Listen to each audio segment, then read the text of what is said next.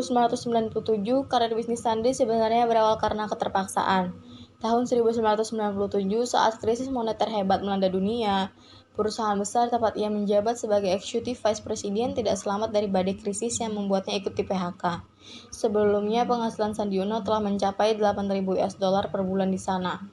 Krisis yang parah itu pun menyapu habis investasi yang selama ini Sandi gadang-gadangkan supaya bisa menyelamatkan ekonominya jika suatu yang buruk menimpanya. Tentu adalah pukulan yang berat bagi Sandi saat itu ketika harus pulang lagi ke Indonesia dan menjadi pengangguran. Apalagi saat itu ia baru saja berumah tangga. Mas Sandi menggambarkan kondisi itu seperti dalam penuturannya berikut. Tidak dapat saya lukiskan betapa dropnya pikiran saya saat itu. Saya baru saja menikah dan harus kembali lagi ke rumah orang tua saya dengan menempati kembali kamar saya saat masih bujangan dulu. Namun kali ini saya menempatinya bersama anak dan istri saya. Pada tahap ini juga Mas Sandi melukiskan bagaimana cinta dan dukungan dari sang ibunda untuk dirinya. Seringkali tanpa sepengetahuan saya, ibu saya memasukkan uang di saku celana saya karena ia tahu bahwa saya tidak memiliki uang, walau hanya untuk sekedar ongkos angkot buat mencari kerja.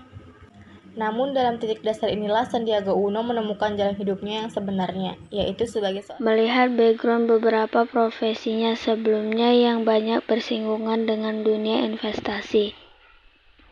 Bersama salah seorang sahabatnya, Roslan Roslani, Sandi mendirikan PT Recapital Advisor, sebuah perusahaan konsultan keuangan.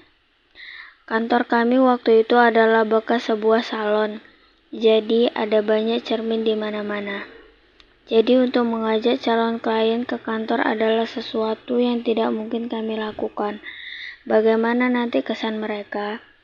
Bagaimana mungkin mereka akan mempercaya perusahaan yang ukuran kantornya hanya 4x4 meter untuk mengelola dan memberi masukan pada keuangan mereka yang aslinya jumlahnya miliaran? Banyak sekali penolakan yang mereka terima saat menawarkan jasa konsultasinya. Bahkan ada perusahaan yang setelah keuangannya membaik malah tidak mau membayar jasa konsultannya. Salah satu yang memberi saya kesempatan pertama itu adalah Pak Dahlan Iskan.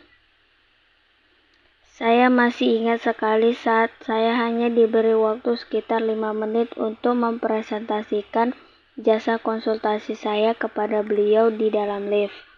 Mungkin Pak Dahlan Iskan takut juga saya cekik jika tidak diterima, ujar Sandi sambil tersenyum pada sebuah kesempatan.